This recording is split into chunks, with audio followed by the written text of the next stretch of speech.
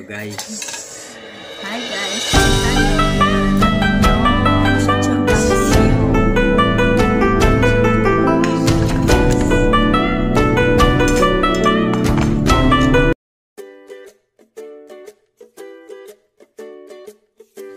Hi guys, welcome back to my channel. It's me, Jenny. So for today's video, gagawa naman tayo ng lechon paksiw. Masarap na ulam. Ito ay natira pa noong New Year guys. So samahan niyo ako guys sa paggawa nito. Pero bago yan, please subscribe me and click all para update kayo parati sa mga bagong videos na gagawin ko. So samahan niyo ako guys sa pagawin ito. Okay, mag-umpisa tayo sa onions. Slice natin yung onions. Yan, maninipis. Ito yung onions na gustong-gusto ko guys kasi mabango. At saka garlic. Tadtadin yung garlic. Yan. Para lalabas yung amoy ng garlic. At saka 1 kilong lechon ito guys. Ito ay natira pa noong New Year. Ngayon ko lang niluto guys kasi iwas high blood.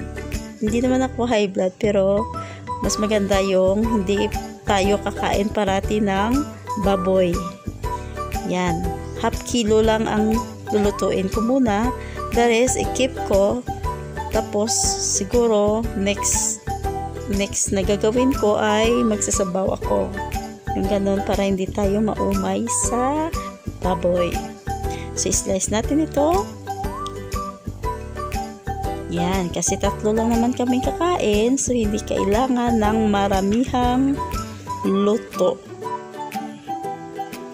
Ako kasi guys, yung magluluto ako, gusto ko maubos sa isang araw. Ayoko nang i-reheat pa. Nauumay ako. Madali ako maumay guys. So, yan. Slice natin ng maninipis. Ganyan siya. Nilagay ko lang to sa freezer. Yan, medyo matigas pa kasi nag-ice pa. Pero pwede naman ma-slice. Okay na yan. Yari na yan. Yung bones na to, hindi ko ilagay. Ikikip ko yan sa sabaw next time na gagawin ko. Yan siya. Slice na maninipis, simutin, gano'n. So isit aside ko muna ito yung ilagay ko sa freezer, tapos yung lulutuin ko guys. Yan, medyo matigas pero carry na yan. Ito yung mga sangkap na kakailanganin natin sa paggawa ng lechon paksiw. Dahon L'Oreal, 3 tablespoons soy sauce, magic sarap, 1/2 teaspoon, bitsin 1/2 teaspoon, garlic, onions, 2 small pieces of onions, siling mahaba, nor pork, pamintang buo, 1/4 vinegar, at saka nor pork. So, umpisahan na natin. Papapainit tayo ng mantika. Yung mantika ko pala guys, tira pala itong mantika ko sa prinituan kong garlic oil, no, para sa shumai na garlic oil. Yung may natira pa, so ginamit ko guys. Ganyan siya. Hindi kayo magtataka bakit siya medyo orange, kasi gawa ng garlic oil. Yan, para madagdagan yung lasa ng garlic. Ipa-fry na natin yung garlic. Ako talaga guys, sinuuna ko talaga yung garlic kasi gusto ko yung mabango ang kusina ko kapag nagpa-fry ako ng garlic. Yan, pero wag batukin yung garlic guys. Hindi dapat kailangan na overcook kasi magiging mapait yung garlic natin. So kailangan na mula-mula yan. Tapos ilalagay natin yung onions. O diba, good combination. Ganyan. Sa pag-isa, ang sekreto na masarap na ulam. Ganyan siya. Tapos habang nagigisa ka, nag-smile-smile ka, ganon. Para yung pagkain mo, ang sarap. Yan, lagyan ng siling mahaba, daw ng L'Oreal, ilagay ko na. O diba? Ang bango-bango. Yan. Nagmi-mix yung aroma ng daw ng L'Oreal at siling mahaba. At saka paminta. O diba? Ang sarap ng amoy ng kusina ko, guys. Yan. Ipa-fry natin na mabuti para lalabas yung aroma ng panggisan natin.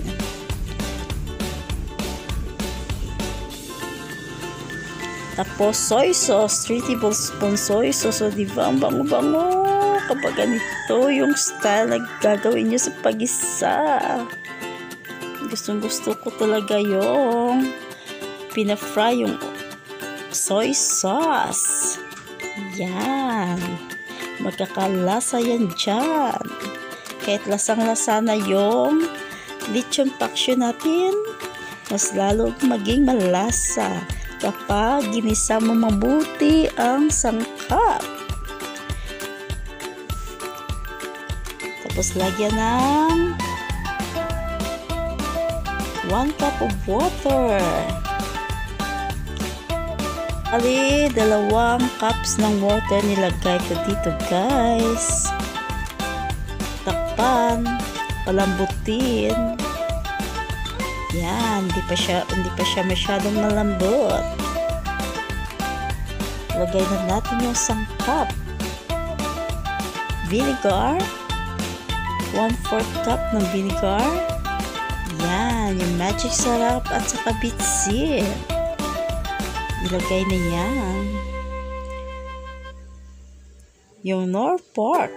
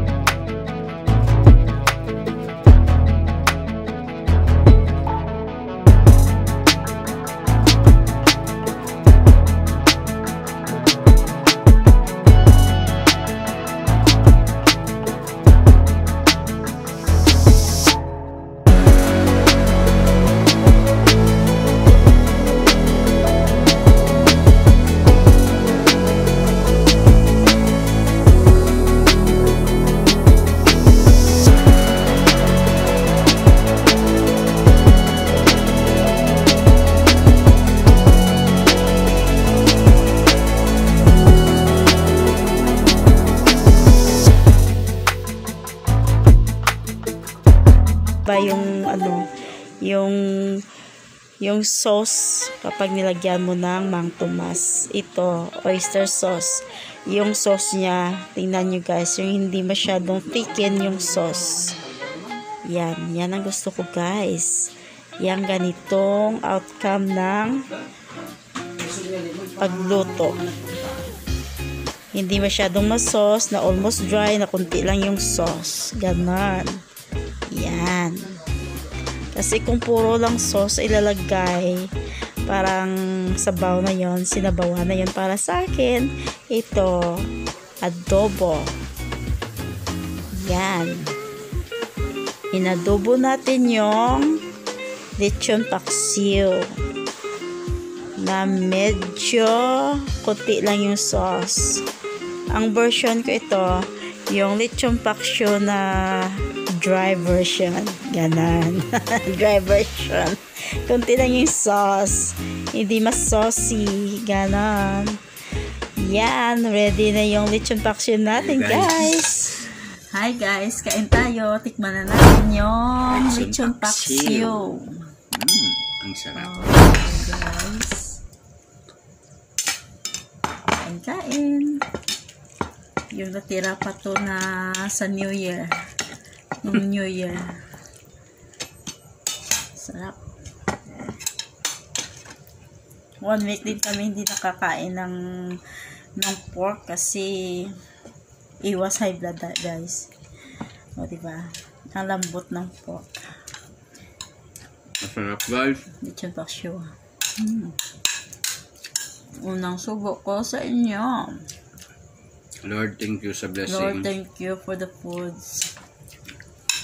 Amen. In Jesus' name, amen. Kain.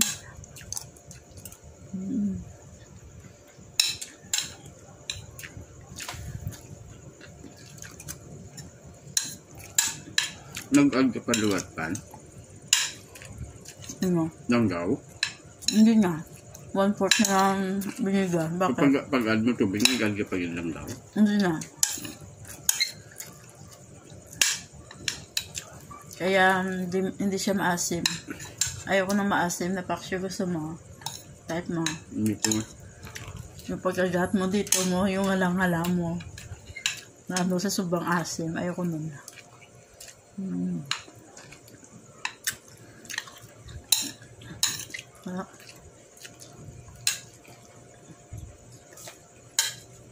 Parang gusto mo.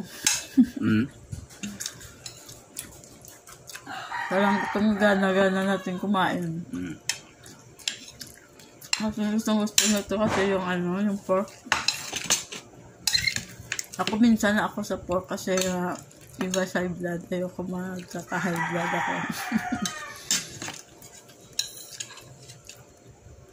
Kaya isda na lang ako parati. Kain tayo, guys. Sarap talaga. Kasama ko na siya ngayon sa pagmumukbang ko. Finally, na-convince ko na din siya. Kasi nahiya pa siya eh. Ayaw niya mag-Tagalog daw. Kasi Ilonggo siya. Sabi ko naman, kailangan mo talaga mag-Tagalog sa vlog natin kasi paano sila makakaintindi? Yung nood. Pilipino, Bisaya, Ilonggo tayo. Ilonggo, lechon paksiw. Ilonggo lechon paksiw. Yung Tagalog lechon paksiw naman, medyo siya, masabaw. Sabaw naman Ito, kunti lang yung sabaw niya, yung sticky. Almost dry. Hindi masyado masabaw, diba? Yung iba nilalagyan ng tomas. Pero sa atin, nilagyan natin ng oyster sauce lang. Okay naman. Sarap with naman. oyster sauce. Lechon paksiw with oyster sauce, guys. Depende sa inyo kung ano ilalagay nyo. Ito masarap. Try nyo, guys. Hindi ko inubos yung 1 kilo na lechon. Bale, yung niluto ko, half kilo lang muna. Kasi 3 lang naman tayo kakain, diba? Ayoko maumay. Gusto ko bukas, iba naman yung ulam natin. Yung ganun. Ganun pala. Ano kung paulit-ulit na pagkain. Madali ako maumay, guys. Sa isang bagay lang, hindi ako naumay dito lang sa kanya. Ano yan, hugot? Magaling kasi ako guys. Magaling siya. Magaling ka mag-ano. Sa romansa. Makain ka gago. Joke lang. Joke lang. Baka maniwala kayong kain tayo sa nanonood dyan. Kain. Bukas iba-vlog natin yung pag-iisda natin. Yung pagtitinda natin ng isda. Kahit mo. Napakita ko sa kanila yung bago kong business. Bago natin business ngayon. Wow. Doon ako mabablog sa Banago Fort. Banago Fort ba yun? Malambot ng pork. Ay, hindi siya ba Banago Fort? Bali yung binold ko ito ng 30 minutes. With medium fire. Wow.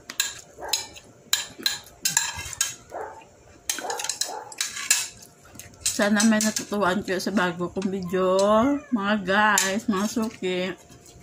So I hope subscribe na po guys ha. Just help me. Ubus na guys. Thanks for watching. Thank you. Thanks. Bye. Hanggang sa muli ulit.